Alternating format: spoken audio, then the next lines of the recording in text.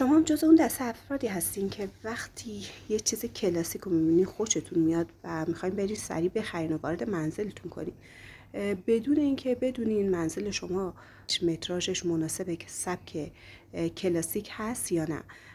زیر 100 متر به هیچ وجه سمت خونه های کلاسیک نرین. برای اجرای سبک کلاسیک باید متراژ بالای 300 حداقل داشته باشین، حالا میگیم نهایتا 250.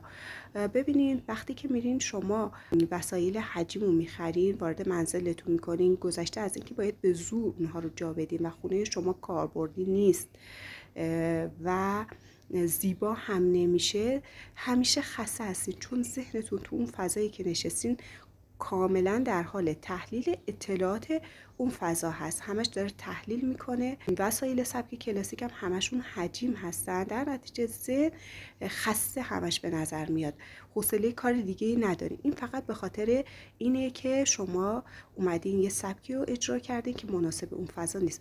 وقتی که میخواد سبک کلاسیک توی فضاهای بزرگ اجرا بشه، بین فضای نشیمنتون، فضای پذیراییتون، ناهارخوری، فضاهای منفی میاد اجرا میشه، فضاهایی که هیچ وسیله‌ای در اون فضا قرار داده نشده، فضاهای خالی هستن. و حتی اگر وسایل پر جزئیات میاد استفاده میشه، یه جاهای اون دیزاینر میاد از یک وسایل با جزئیات کمتر، ساده تر استفاده میکنه تا ذهن بتونه اون آرامش رو پیدا کنه.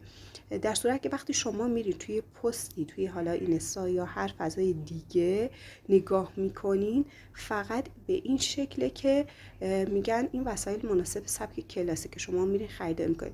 در صورتی که اون کسی که میخواد فضای کلاسیک رو اجرا کنه 100% از یک دیزاینر کمک میگیره. یک دیزاینر رو حالا بهش پیشنهاد مشاوره یا برای کار میده، حالا باش قرارداد میبنده و براش کار میکنه.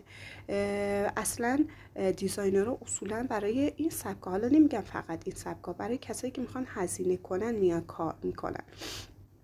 در نتیجه شما هم اگر نمیخواین فضاتون کوچیکه و نمیتونین، حداقل اینکه دنبال این سبک نرین. سبک مدرن این ریسکا رو کمتر داره و شما خستگی، بی‌حوصلگیتون کمتر میشه.